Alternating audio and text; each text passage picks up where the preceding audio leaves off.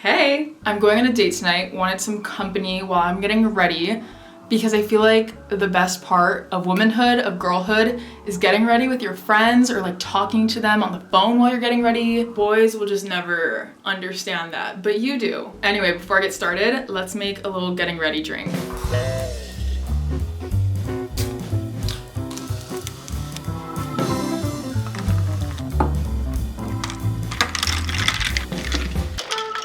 We've got a classic Shirley Temple.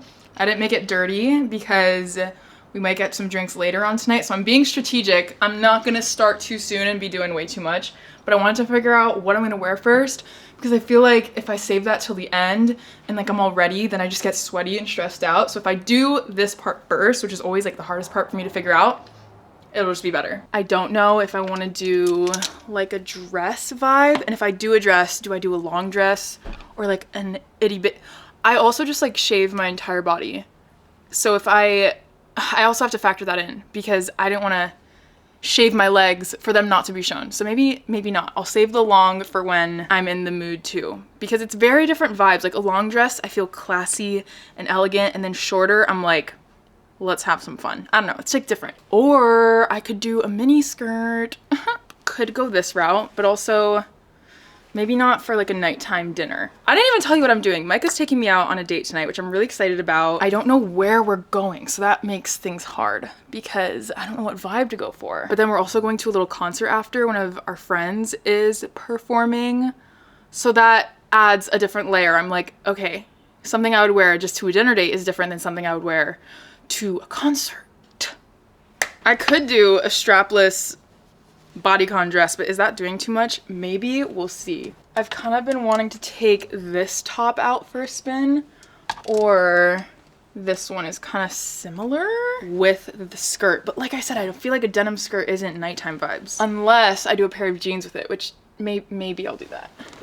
These are cute jeans. They flare out at the bottom a little bit. I didn't want to shave my legs for them not to be shown. I'm either going to do one of these tops with the jeans or the LBD little black dress. Okay, I'm going to start with my makeup first because odds are I'm going to be too lazy to do anything to my hair. Maybe brush it, but I'm actually nervous, which is funny because we've been dating for so long, but like, well, not that long, but like dating for a good amount of time where I shouldn't be nervous, but we actually don't go out on like dinner dates that often. We'll usually cook at home, which Micah really put me onto that, how to really enjoy the process of making a home cooked meal and also just the simplicity of it and enjoying a meal at home. So it's not super often that we go out to eat just the two of us, like on just a date, just us. When we do go out to dinner dates, I feel like it's with other people, with friends, and so the fact that this is like a one-on-one thing, I'm feeling nervous. Maybe I should have put alcohol in this. I think the funniest part of this is that Micah's not even home from work yet, and he'll probably get home and be able to just like put something on and be ready to go in like 5 to 10 minutes. Meanwhile, I'm over here putting in work. I'm putting in time to get ready, but also I just love getting ready. It's really fun. Sometimes I feel like I enjoy the getting ready part more than I enjoy actually like going out. Not in this case though, because I'm actually really excited to spend some quality time with him. I feel like ever since he started his firefighting academy, we haven't had as much time as we did before just because his schedule is so demanding. So it means a lot that he planned this whole night. I think I'm gonna keep the makeup very natural.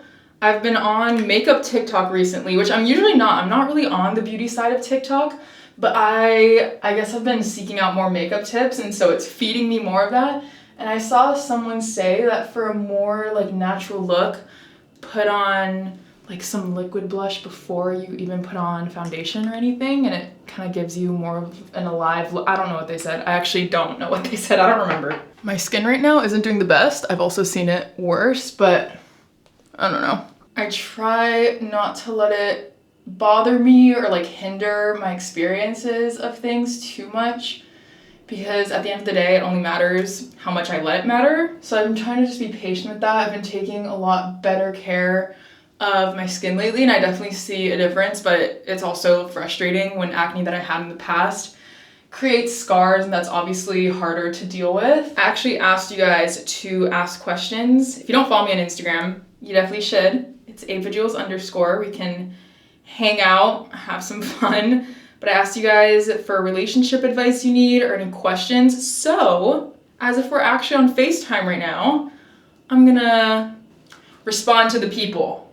How do you know if you just stay with someone or not? I think you definitely don't want to ever settle because you are so valuable and deserve what you believe you deserve. And I feel like at the end of the day, when it comes down to relationships, you accept the treatment that you believe you deserve. So tell yourself that you deserve the best from someone. You deserve someone who uplifts you. And I feel like also, if you're thinking about staying with someone or not, you have to ask yourself, are they adding value to my life? Are they adding happiness to my life? Because you shouldn't feel like a relationship hinders you from things. And I also think relationships should enhance your life and not take away from it. I think it needs to add positive things to your life. So those are all things to consider, but at the core of it, you really have to value yourself, value your time, value your love, and make sure that that person also does that for you and make you feel that from them. Advice for moving in with your partner.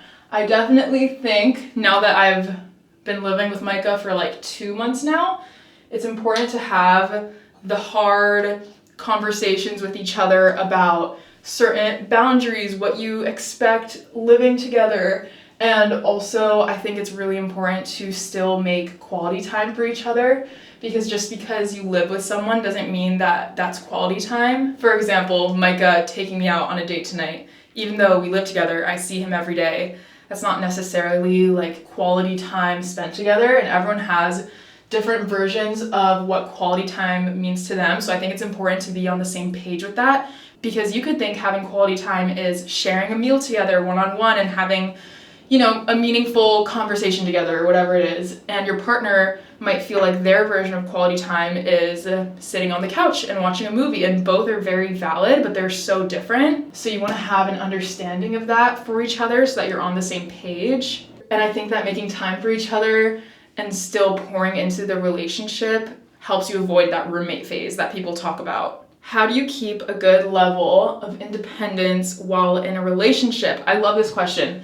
That's something that, you know, I think when you first start dating someone, it's normal to lose that, because you're so newly into it, you're getting to know each other, and that is such an important and fun and exciting time of relationship. So, you know what, I do think, maybe it's an unpopular opinion, but let yourself be in it while you're in like the beginning stages of dating someone or being in a relationship with them, because it's not always going to be like that, where everything is so new to you and you're still getting to know each other, exploring each other, and learning more. I think that is such a fun period, and it's interesting because I was actually talking about this with Micah last night, but he was like, do you remember the first 2 months that we started talking and dating, how we literally did not see like basically any other people in the entire world? Like we were just so in it with each other, which if that lasts too long, that's when it can get a little,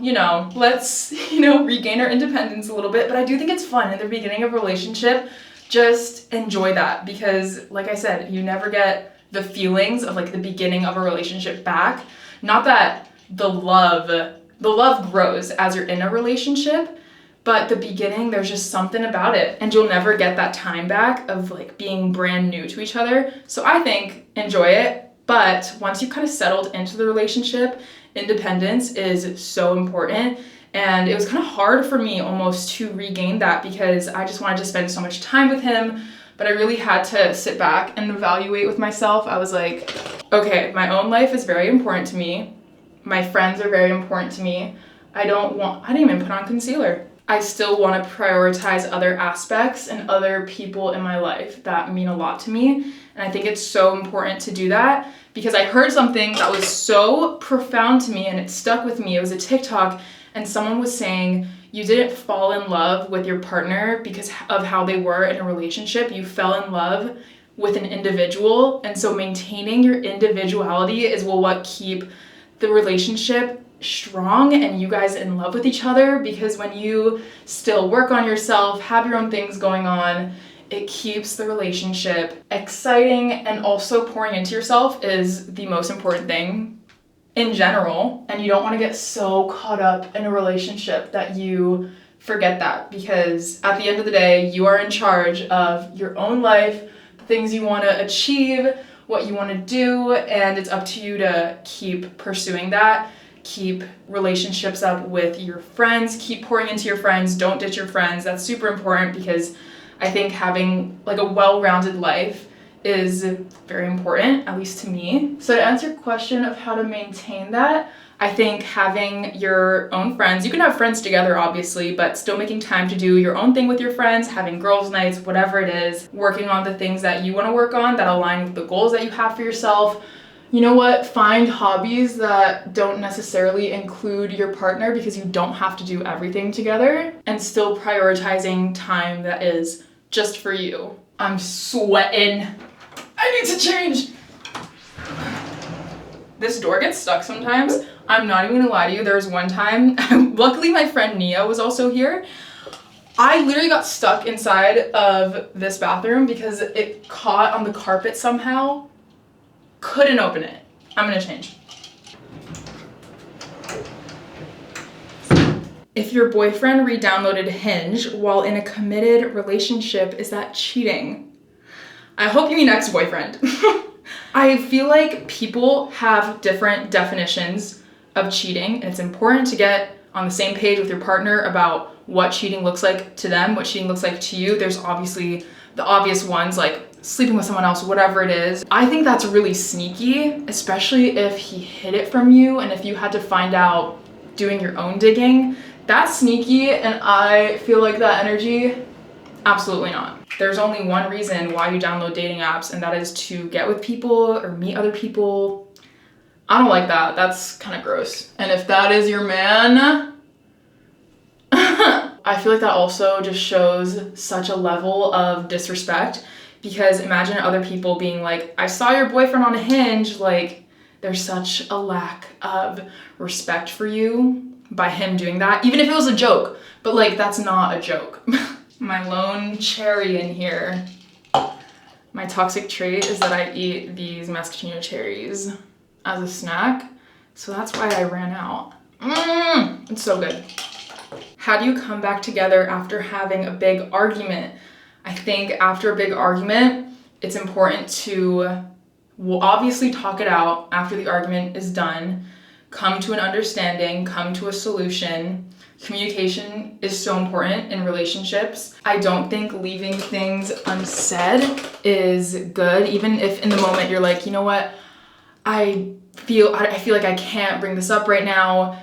You have to leave everything out on the table, because if not, there'll be this like feeling inside of you that is still angry or upset at whatever the argument was about. You need to get everything out on the table, not in an aggressive way, but you know, be respectful about it, be mindful of their feelings while also staying true to how you feel.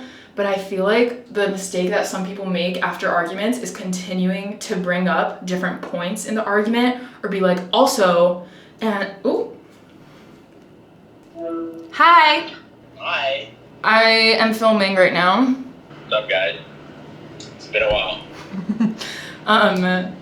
The key is to not have arguments. Yeah, I'll see you soon. Reservations are for 7:15. Ah, yay! That's why I was saying it's so important to communicate what you're feeling while it's still happening, because you don't want to come back together after an argument and then keep bringing stuff up, because that's when things linger. And when you let things linger, it can grow into a whole different type of monster. But I think every relationship and every couple is different. If you, after a talk, a more serious talk or an argument, if you guys are more so like a physical touch, I think catering to whatever love language you have with each other is important, because you want to come back together instead of like staying separate. Even though I think in arguments, it's important to still be on the same team, fighting an issue, not each other fighting each other. How to find good, kind guys.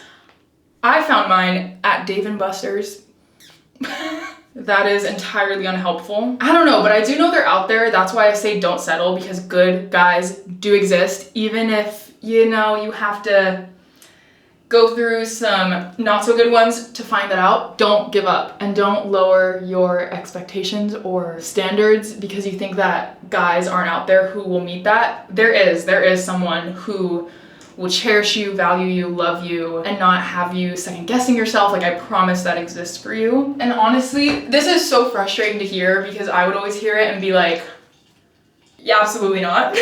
But let love come to you. I think my worst experience with guys and dating is when I was so desperately seeking it out. Always ended like shit. So it was when Micah came into my life that I was like, you know what? I'm done with relationships. Like, I'm not gonna date till I'm 27. And I fully believed that and felt like it. I wasn't just telling myself that. The right guy, a good guy, will come into your life in a way that you don't always necessarily expect, at a time that you don't expect, and when you're not even like seeking it out.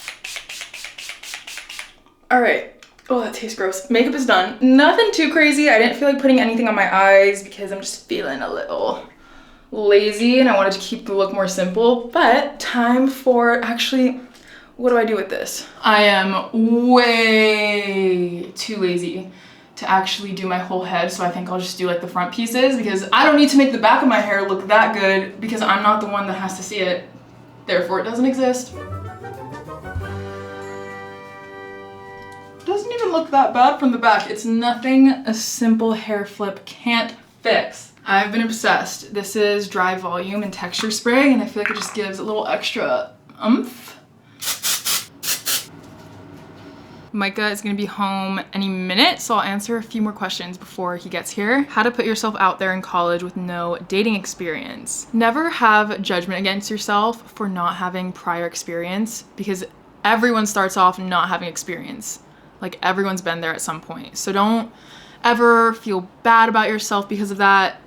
If someone has an issue with that, that's on them, that's weird, but there's nothing wrong with not having experiences yet. Because that's what life is about, is gaining new experiences, starting somewhere new. I think the best approach to that in college is just being open to things and saying yes to social outings. Being nice to people goes a really long way. Saying hi to people, making new friends. Even if you're not an outgoing person, you can still be outgoing, because I used to feel like that. I used to not be naturally outgoing, but I would just push myself to be, and eventually it kind of just became second nature too. A huge part of the college experience is meeting new friends, meeting new guys. And I think it's all about putting yourself in a position to meet those people, because if you don't say yes to social outings, which you don't have to say yes to every single one, obviously, but if you say no to everything, you're not going to be in a position to ever meet anybody new. How to believe in men again if my ex betrayed me horribly.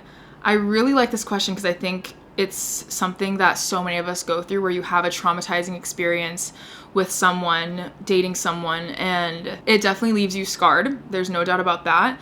But I think it's almost worse, and it's very self-sabotaging if you think that everyone forever will just treat you horribly, because then you're not allowing yourself to heal and to love again, because you could get hurt again.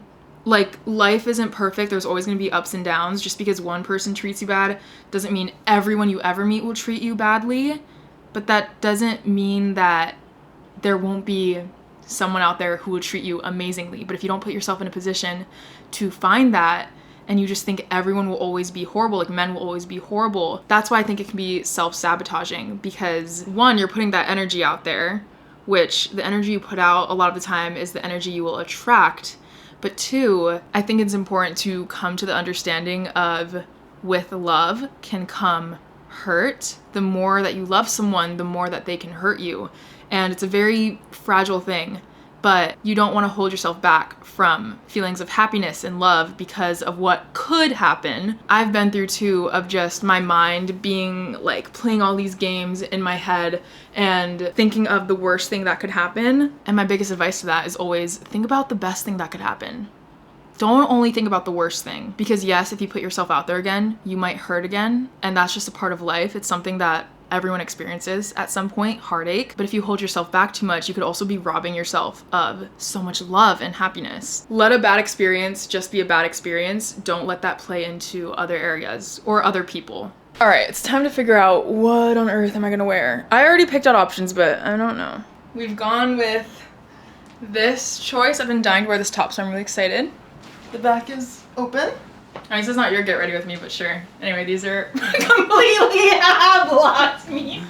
Anyway, these are our outfits. Perfume, I'm obsessed with this one. It's Lazy Sunday Morning by Maison Margiela. Maison Margiela. Anyway, final look. Thanks for getting ready with me. I hope you had fun, because I did. If you stayed till this point in the video, comment down below the dinosaur emoji so I know who stayed. Oh, something about that beanie will do it every time.